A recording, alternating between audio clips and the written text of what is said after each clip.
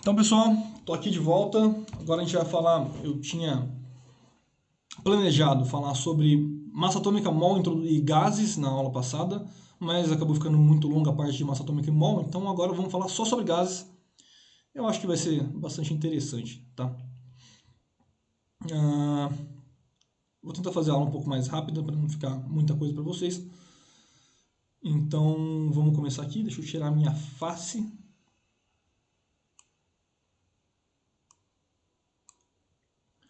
Vamos lá. Então, vamos pular aqui a parte inicial da aula. Vamos falar aqui. Tirar a parte de gases. Então, gases, onde encontramos e por que nos interessamos? Bom, a maneira mais palpável, né, de falar em gás é pensando em balões. Balões são gases presos em alguma coisa, uma borrachinha, né, uma camada de borracha que separa o gás que você colocou dentro do seu balão do ar atmosférico, tá? Então, a maneira que a gente mais pensa no gás, né, é quando ele está dentro de um balão, que você pode pegar o seu gás e levar ele por aí. Um balão de hélio, por exemplo, que flutua por ser menos denso que a atmosfera.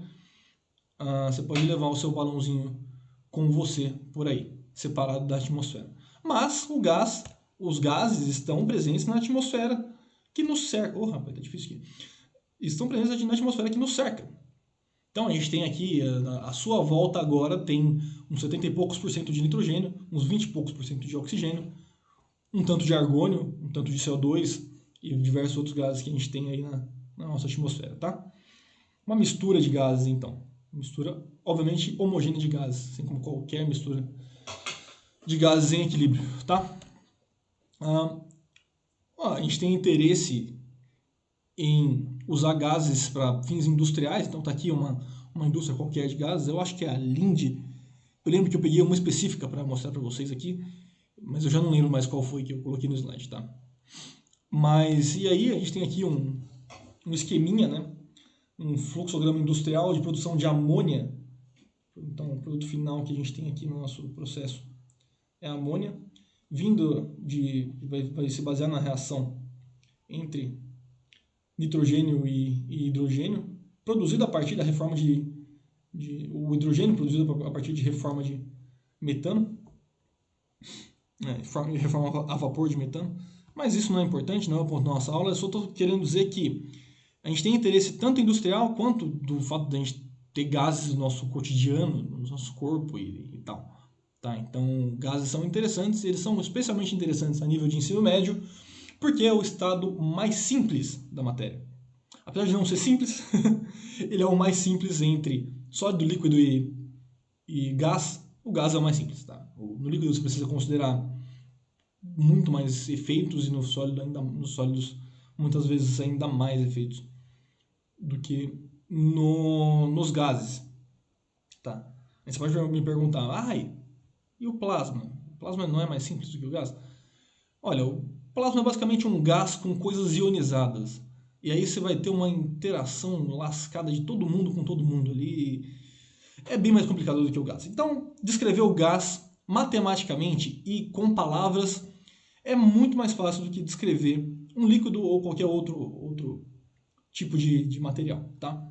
Então, no gás a gente tem partículas separadas entre si, tá? Então a gente vai ter uma particulinha aqui, ó, tá aqui no esqueminha na direita aqui.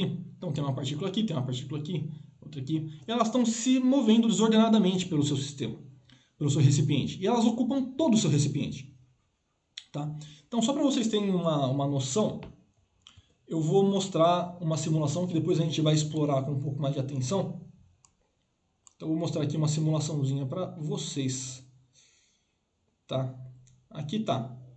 Então, vou começar do zero. A gente não tem nada. Eu vou pegar e vou injetar gás no meu recipiente. Meu recipiente é esse quadrado aqui. Tá? Então, eu tenho aqui uma pressão daqui a pouco eu já vou explicar para vocês qual que é dessa coisa de pressão.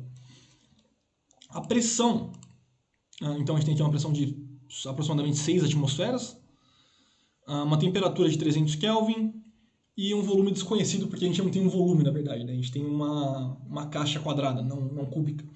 Então, basicamente a gente tem as partículas se batendo entre si, batendo na parede, então elas colidem entre si, colidem com a parede. E percebam que tem uma aqui, ó, algumas, elas não estão todas na mesma velocidade. Essa daqui está quase parando, agora que ela bateu na outra, ela começou a ir um pouco mais rápido. Mas ó, sempre tem uma que está bem devagarinho, ó, essa aqui está bem devagarinho. A hora que alguém bater nela, ela vai ganhar velocidade. Enquanto eu tenho uma, vamos pegar uma que está bem rápida. Essa aqui está bem rápida, ó. Em algum momento ela vai bater em alguém. Bateu, ó, perdeu velocidade. Não sei se vocês estão vendo, eu espero muito que vocês estejam vendo o meu cursor, porque senão vocês não estão entendendo nada do que eu estou falando, tá? Então, eu posso aqui diminuir o meu volume. Então, quanto é que está agora? A largura do meu recipiente aqui está 10 nanômetros. Eu posso diminuir para 5.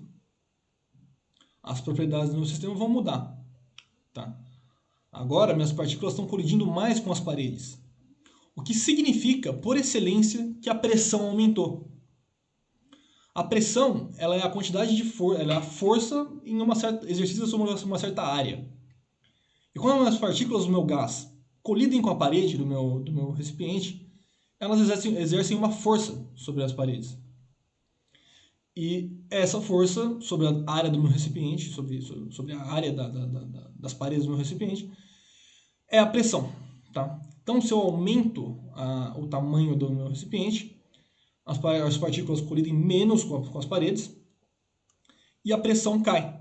Depois vai ter uma equação para isso, tá? Vai ter algumas equações para isso, mas o ponto é que a pressão cai. Então agora eu estou trabalhando a 300 Kelvin. Vamos aumentar a nossa temperatura. Nós vamos passar para... Quero deixar em 600 Kelvin, só para manter o dobro. Bom, se você observar com atenção, minhas partículas são bem mais rápidas agora. Se você pausar o vídeo e voltar na parte que estava 300 Kelvin, você vai ver que elas estão se movendo bem mais devagar. Vamos aumentar mais a temperatura para deixar isso mais fácil de ver.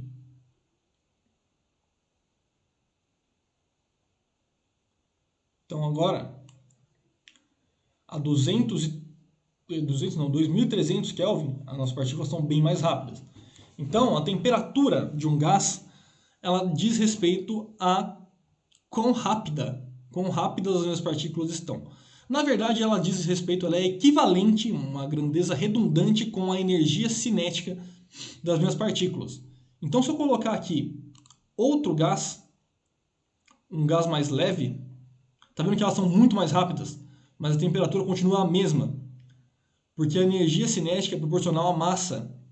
Então, se a minha massa é menor, para uma mesma energia cinética, para uma mesma temperatura, eu tenho as partículas se movendo mais rápido, porque a energia cinética é proporcional à quantidade proporcional à massa e à velocidade das minhas partículas.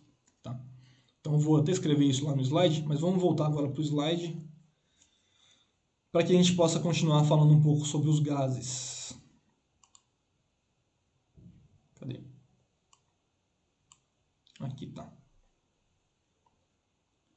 Muito bom. Só para definir aqui para vocês, a energia cinética é, como é uma aula de física, não suponho que vocês saibam, não posso supor que vocês saibam isso, né?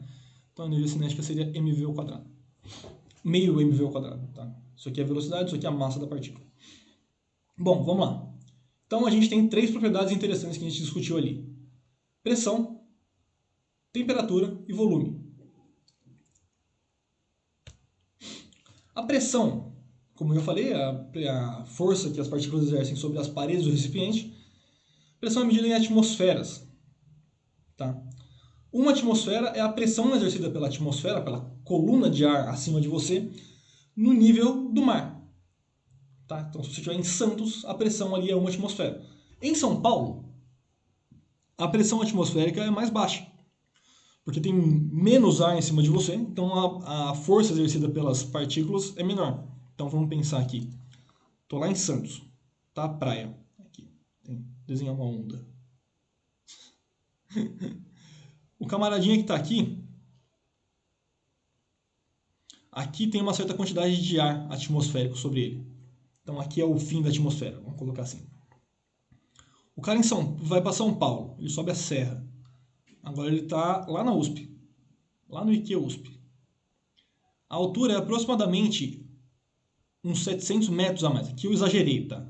É claro que você não vai subir quase no fim da atmosfera. É uns 700 metros a mais. Mais alto, né? Então tem menos ar em cima do camarada que está na USP do que em cima do camarada que está em Santos.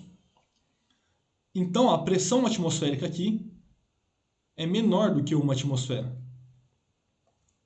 Enquanto aqui é exatamente uma atmosfera. Agora, se o camarada sai da USP e vai fazer um estágio de pesquisa lá na Holanda. Lá na Holanda, a Holanda fica abaixo do nível do mar. Então, se o nível do mar é aqui, a Holanda está um pouquinho para baixo. Não sei quanto para baixo, mas para baixo. Tá? Então, o cara que está lá fazendo a pesquisa dele na Holanda está trabalhando a uma pressão que é maior do que uma atmosfera. Por quê? Porque acima dele tem mais gás, tem uma coluna maior de gás. Então, a pressão na Holanda é um pouquinho maior do que uma atmosfera. Nos Países Baixos como um todo, né? Por isso eles chamam Países Baixos. Não sei se vocês sabiam disso. Mas aí, então beleza. A pressão pode ser medida em atmosferas, tá? Uma atmosfera é igual a 1,013 vezes 10 a 5 newton por metro quadrado, ou força por área, né? Ou Pascal, que é a mesma coisa.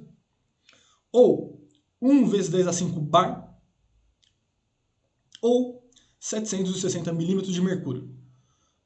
Isso aqui tem a ver, parece meio aleatório, né? Mas tem a ver com o experimento do Torricelli lá, sei lá, provavelmente no século XVIII, em que ele levava uma coluna de mercúrio para lugares diferentes e via o tamanho, a altura da coluna de mercúrio, dependendo do lugar, ela era um pouco maior ou um pouco menor. E aí ele media as coisas em milímetros de mercúrio.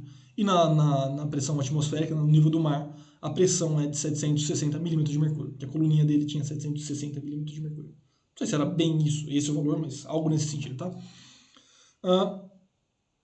Então a gente tem que sempre tomar cuidado com a pressão, porque ela pode aparecer em qualquer uma dessas unidades. A gente precisa saber converter entre elas. E com isso daqui, com esses valores aqui, vocês já tem informação suficiente para converter em todas as unidades mais comuns, tá? Existe também a coisa do PSI, mas aí é coisa de britânico, a gente não vai trabalhar com isso. Volume. Volume ele vai ser dado normalmente em metro cúbico, litro ou centímetro cúbico. 1 metro cúbico é 1000 litros ou 1 milhão de centímetros cúbicos. 1 centímetro cúbico é 1 ml, tá? Então 1 milhão de ml dá 1000 litros. E a temperatura a gente sempre vai trabalhar em Kelvin, que é a escala absoluta de temperatura. Para quem não está familiarizado, a temperatura mínima que pode existir é o 0 Kelvin. Tá? Abaixo disso, o universo não funciona.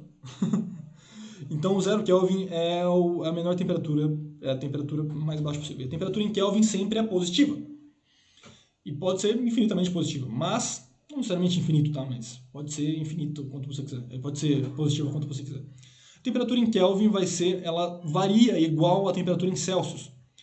Então, a temperatura em Kelvin vai ser a temperatura em Celsius mais 273. Mais 273. Então, 0 Kelvin seria menos 273 graus Celsius. Aqui, o graus, eu não consegui tirar essa barrinha aqui de baixo, mas graus não tem essa barrinha, tá? É só a bolinha só. Meu computador se recusou a tirar a barrinha. Mas, então, para converter de Celsius em Kelvin, basta somar 273. Mais precisamente seria 273,15. Mas, a nível de Olimpíada de Química, tá tudo bem usar 273. Tá bom? Muito bom. Então agora vamos falar um pouco sobre transformações dos gases. Mantendo a quantidade de mols, N, constante, e uma certa temperatura constante, a pressão vai ser inversamente proporcional ao volume. Ou seja, pressão inicial vezes volume inicial. Pressão inicial vezes volume inicial vai ser igual a pressão final vezes volume final.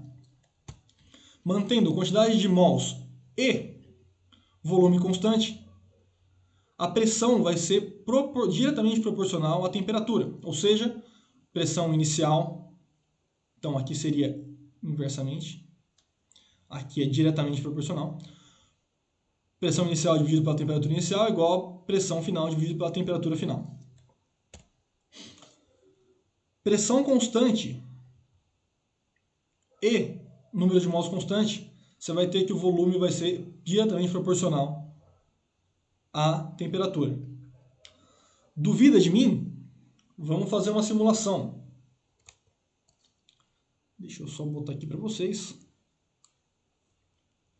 Então vamos matar essa maluquice toda aqui.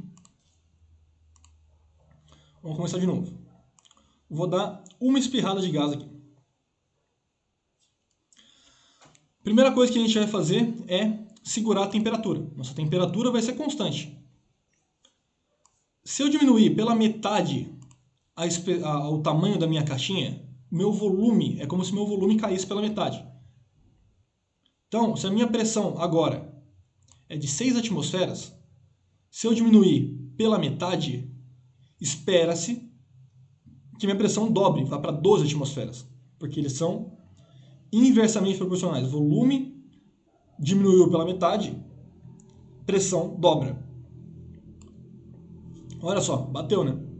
Claro, é uma simulação, tinha que bater. Mas o ponto aqui vale, faz sentido. Tem mais colisões com a parede agora. Então a pressão dobrou. Certo? Vamos voltar para os nossos 10 nanômetros de espessura. Então voltamos aqui para o 6. Agora a gente vai manter a pressão constante. Não, desculpa. A gente vai manter a pressão, isso. A gente vai manter a pressão constante e vai diminuir o volume mais uma vez, tá? Pressão e temperatura a volume constante, mantendo a mesma quantidade de partículas, é claro, a gente não está mudando a quantidade de partículas. Pressão e temperatura a volume constante são diretamente proporcionais. Então, se eu diminuir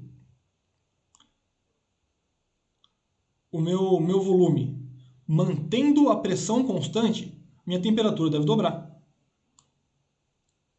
Desculpa, deve diminuir pela metade. Eu confundi aqui as coisas. É diretamente proporcional, então se eu diminuir pela metade o meu volume, deve diminuir pela metade a minha temperatura. Diretamente proporcional é isso, né? Então se eu tenho aqui aproximadamente 298 Kelvin, diminuindo pela metade o meu volume, eu caio para 149 Kelvin. Bateu. E por quê? Porque para manter minha pressão constante, eu preciso que as minhas partículas colidam menos com a minha parede, certo? Preciso que elas colidam mais devagar com a minha parede. Ou seja, eu preciso que elas andem mais devagar, que a velocidade delas diminua. Ou seja, a temperatura tem que ser menor. Tá bom? Por outro lado, se eu mantiver a pressão constante, o volume constante e dobrar a temperatura, vou manter esse mesmo sistema aqui. Então vamos até 300 Kelvin. Se eu estou com 6 atm, eu devo ir para 12 atm quando eu chegar em 300 Kelvin.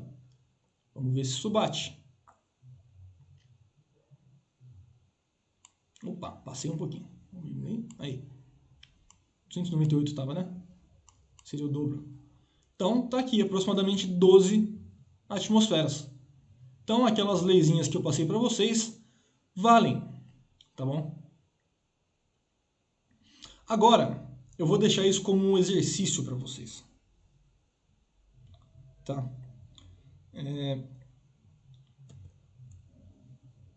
A gente vai fazer, eu vou mostrar mais uma lei para vocês, e vocês vão fazer o experimento e me descrever como vocês fizeram nos exercícios. Calma, deixa eu só botar para vocês aqui. Tem mais uma leizinha que eu vou passar para vocês. E vocês vão fazer o experimento e verificar se essa lei funciona. Vocês vão propor o experimento e fazê-lo com a simulação do FET Colorado. Vocês vão ter o link lá nos exercícios para vocês poderem fazer. Então, mantendo apenas o número de mols constante, ou seja, só sem variar a quantidade de partículas que eu tenho no meu sistema, vale isso daqui. É fácil de verificar com as leis anteriores que eu já tinha passado para vocês. mas eu quero que vocês verifiquem experimentalmente, entre aspas, né, com a simulação. Tá? Então, verificar na simulação. Tá bom? Então, vamos continuar aqui. Agora a gente vai falar um pouco em gases ideais. Não que isso aqui não valha para gases ideais, tá? Mas eu preciso definir o que é um gás ideal. O gás ideal, ele é um gás com partículas adimensionais, ou seja, ali no nosso modelinho, não é exatamente um gás ideal, tá? Porque as partículas, elas têm dimensão. Elas ocupam espaço. Então, as nossas partículas lá, elas têm uma, não vou falar volume porque é bidimensional, né, mas elas têm uma área ali que elas ocupam. Se você colocar muita partícula, você começa a ter problema porque as partículas não conseguem se mover, porque elas ficam batendo umas nas outras. Mas um gás ideal, então, tem partículas adimensionais. Elas são pontuais, elas não têm dimensão, não tem volume, não tem área, não tem comprimento. Elas são pontos. É um modelo teórico em que as partículas são adimensionais, elas não ocupam volume. Tá? Elas não interagem eletrostaticamente, elas não vão interagir no gás ideal eletrostaticamente entre si. Então você não vai ter atração entre duas partículas, nem atração nem repulsão, tá? Não vai acontecer, elas não interagem. E elas sofrem apenas colisões elásticas com as paredes e entre si. Então a partícula ela vai bater na parede e vai voltar com a mesma velocidade, por exemplo. Ou vão ter colisões entre si, mas ele não vem ao caso. Tá? O que também não é verdade. Quando uma partícula colide com a parede, na vida real ela vai sofrer uma colisão que não é perfeitamente elástica. Ela vai sair com uma velocidade um pouco menor, vai ter uma dissipação de energia para as paredes, tá bom? Mas para um gás, para fazer os modelos teóricos, vale a pena considerar todas essas coisinhas aqui, tá? Para um gás ideal, vale esta equação. Olha que equação linda. Pressão vezes volume é igual a número de mols vezes a constante dos gases, constante universal dos gases, vezes a temperatura.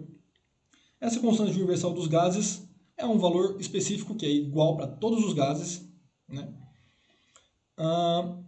E ela pode variar o valor, na verdade, dependendo da unidade que você está usando, porque a constante dos gases tem unidade. A constante dos gases ela tem unidade de... é a mesma unidade de entropia, mas isso não vem ao caso agora. De energia por temperatura vezes a quantidade de matéria. Então, joule por Kelvin mol ou atmosfera litro por Kelvin mol. Tá? Então, em atmosfera litro por Kelvin mol, você vai usar este valor, 0.082 atm litro Kelvin mol por Kelvin mol. E trabalhando no SI, né, em joule, aliás, trabalhando no SI em Pascal e metro cúbico, você vai usar 8,314. Para um macete para decorar isso aqui é 8,pi. 8,pi ou 314 aí, né? Joule por Kelvin mol, tá bom? Então, isso aqui é a lei dos gases ideais. Talvez, eu não sei, não testei, tá? Mas lá na simulação, como o modelo é bidimensional, talvez essa equação não funcione. Porque no modelo bidimensional as coisas são um pouquinho diferentes, tá? As coisas funcionam de uma maneira um pouco diferente. Não tem tantos graus de liberdade quanto numa caixa. Se a gente tivesse ali um modelo cúbico, beleza, o custo computacional seria muito maior, mas aí valeria. A gente poderia implementar coisas para, de fato, estarem valendo essa equação. Tá? Eu honestamente não verifiquei, pode ser que tenham corrigido para funcionar assim, para funcionar como se fosse um cubo, ou algo tridimensional, mas eu não verifiquei, tá bom? Então aqui tem um slide sem nada, por algum motivo. O ponto que eu quero chegar aqui com vocês é, a partir disso daqui, a gente pode comprovar a hipótese do Avogadro, de que um mesmo gás ocupando, sob as mesmas condições de temperatura e pressão, com as mesmas quantidades de moléculas, uma mesma quantidade de moléculas, o mesmo volume vai ter a mesma quantidade de moléculas. Então, como é que a gente pode fazer isso? A gente vai supor, por exemplo, uma atmosfera, tá? Uma atmosfera, 298 Kelvin, temperatura ambiente de 25 graus Celsius, tá? a gente pode calcular o volume para isso. O volume para isso vai ser, isolando aqui o V, nRT sobre P, que é N vezes 0,082, né, que eu estou trabalhando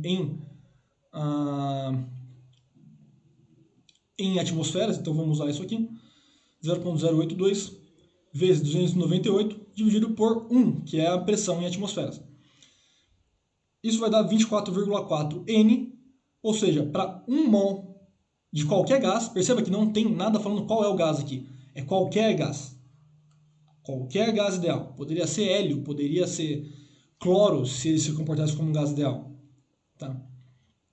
Então, para qualquer gás ideal, 1 mol vai ter 24,4 litros. 2 mols vai ter 48,8 litros, porque se eu substituir aqui por 2, vai ter 48,8 litros. O que é exatamente a hipótese do Avogadro. Então, tá aqui, tá provado. Eu poderia usar isso daqui como um volume molar para qualquer, tirando esse N daqui, isso aqui seria, RT sobre P seria o volume molar para qualquer volume de 1 mol de gás, então isso aqui seria 1, né? Volume de 1 mol de gás, de qualquer gás, a quaisquer temperatura e pressão. Quaisquer condições de temperatura e pressão que eu pudesse substituir aqui. Então, aqui eu fiz para vocês a 1 atmosfera, ou seja, lá em Santos, a 298 Kelvin, ou qualquer praia, né? E então, o volume molar seria esse VM, que seria 24,4 litros por mol. Tá? Volume molar é esse RT dividido por P. O volume dividido pela quantidade de mols, né, é o volume molar, que é o RT dividido por P. Isso daqui seria então a 25 graus, lá em Santos, mas as condições normais de temperatura e pressão, CNTP, que é a definição definida pela IUPAC, é 0 graus Celsius e 1 atm. E o volume molar nessas condições é de 22,4 litros por mol. Tá? Então, o volume molar na CNTP é esse aqui. É um pouquinho diferente das condições sei lá, de condições ambiente. Né? Muito bom.